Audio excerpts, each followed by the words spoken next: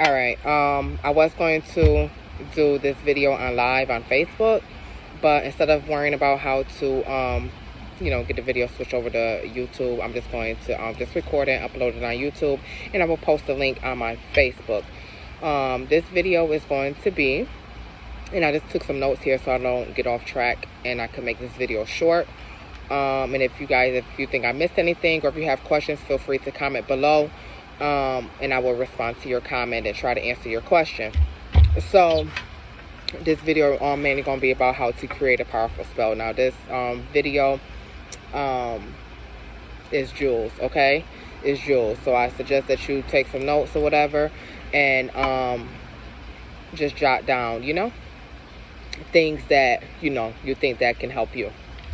So I listed a few things here. Like I said, I'm going, and it's not in any in particular order. So not in any in particular order of importance or anything like that.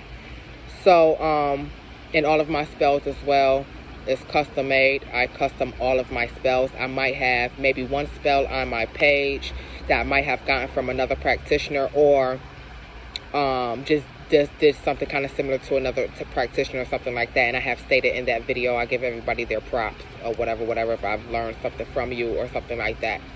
So with that being said, like I said, it's not in any in particular order. This is just how I work. You don't have to work like this. This is just what helps me, and my success rate is very, very, very high. Just to even be humble, my success rate at least 90%. Spirit is telling me to damn near say 100, but just to be humble, I say 90%. So my success rate is very high, and this is just how I work. If you work with any deities, work with any spirits, anything like that, if you just work with your ancestors, most importantly, I think that should be number one, actually. Most importantly, always give your offerings, before working with them, so forth. So give your offerings to your ancestors, anyone, any spirits, anything like that you work with. Make sure you give offerings, and be thankful. So I think that should be pretty much, most importantly, number one. Make sure you give offerings. All right. Like I said, all my spells are custom made.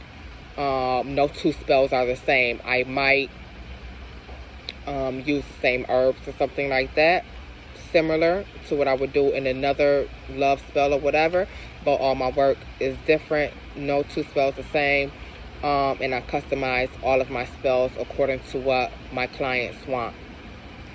All right. There's even times to where I'm actually prepping work, or I'm just have the ideal of how I'm going to do this next working. Once I get done with this love spell, okay, I got to go to this one, but this time I'm going to do this one. I have manifested plenty of times, plenty of spells, rituals I have manifested for people, just with me, the thought of me doing it. Shit, just with me taking their case, I have manifested for them. All right. That's pretty much it. All right. Also, I always use Florida water. I always use Florida water. If I don't have Florida water, I won't work. I always use Florida water.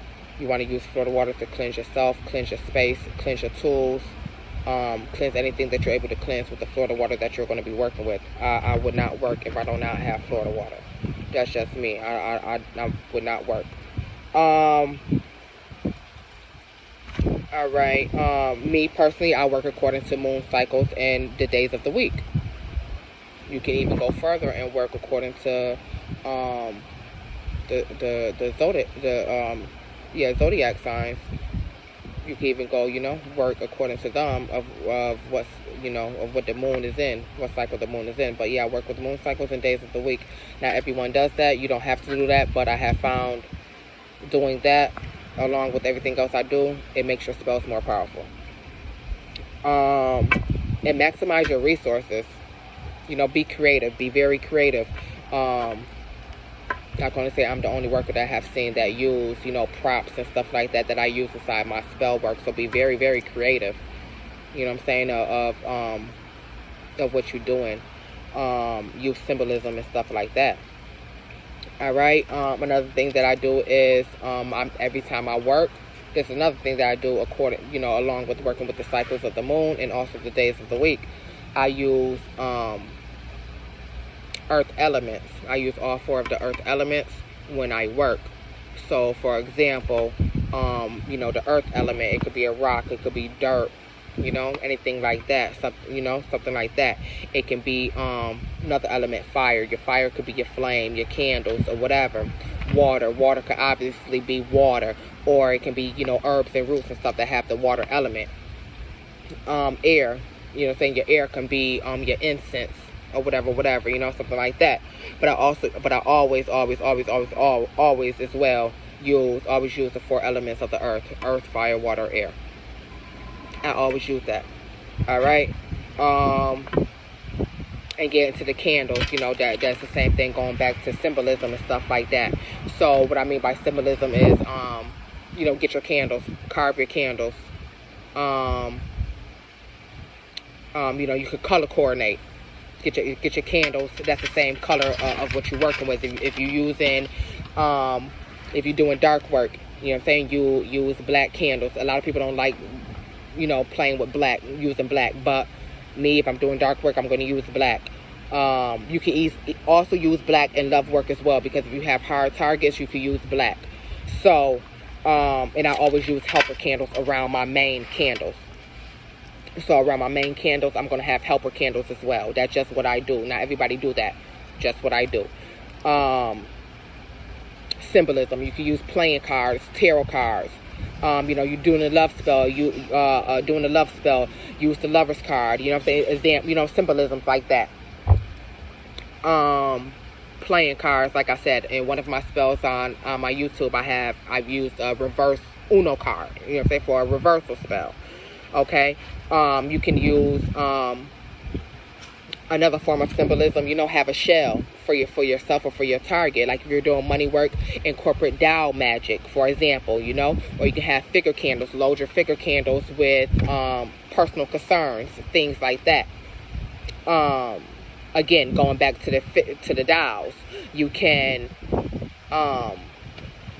have the Tao representing yourself. If you're doing a money spell, you can have the Tao representing yourself, and do your spell along, incorporate Tao magic with your candle magic. You know what I'm saying? Make it more powerful, have more intent. Again, if you have a target, or if you're working on yourself, doing a self spell, or a spell for yourself, self-love spell, money spell, whatever. If you're doing a spell for yourself, then or either, again, you have a target, have a photo of yourself, have a photo of the target, have the person's name, the person's date of birth. If you have a personal concern of theirs, semen, blood, hair, a personal concern. You can use text messages, social media, email, etc., whatever, any information you might know about the opposite person, or for yourself. If your target is if we're talking about a target and your target is unknown, then you will make spirit powder. I can make another video maybe later on or something like that at another time. If you don't know how to use spirit powder, I have explained it in some of my videos in the past. If you haven't, if you haven't seen, but that will be cause for another video. If the target is unknown, I can still reach you. I don't need to know your fucking full date of birth. I might only motherfucking know you born in 85. You know what I'm saying? I might only know that, yeah. Oh, she's 36 years old. She's born in 85. I might only know that. I could still get you. You know what I'm saying? I might only have a photo of you. I might only have, a text message that you sent me. You can still get that person if you know how to do it. You know what I'm saying? So, with that being said, but if you don't know how to do that, don't play with fire, don't play with them spirits. If you don't know how to protect yourself, if you don't know how to definitely protect yourself, if trying to go after people and you're not protected, please do not try that. Please hire a professional to do your work for you. All right. I think I pretty much covered everything. I don't know why. I just feel like I'm possibly missing something, but like I said, I took notes down to try to keep this video short, so I don't go to rambling on, and I can keep it short and keep it on topic. So I will upload this video on YouTube, so please like and subscribe. Feel free, go back on my page and look at old videos. I have shown before how to do certain things. Nowadays, I really don't do too many educational videos when I'm doing my spell work, because that's just particularly for my clients. Again, I say all the time, the videos is mainly for my clients, so my clients can have some reassurance when their work is finished, because I'm not like other practitioners, and I will send you, videos and things like that. So yeah, really not really educational in those videos nowadays, and go step by step on what I'm using and what I'm using it for and things like that. And if you have a question, feel free to leave a comment on any one of those videos. If you need to know something I didn't mention in the video, feel free. I don't mind answering your questions. But yeah, the videos is not really so forth for educational purposes. It's mainly for my clients. And for people that want to be my clients, they can get an idea on how I work and have a representation of how beautiful my work always is. And you can see how much time and energy and intent I have put in every single last spell that you see on my page.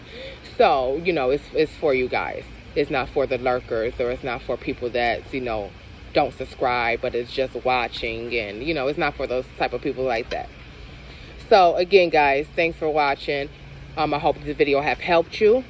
Feel free to take notes, and feel free to use any of these ideals I have gave you.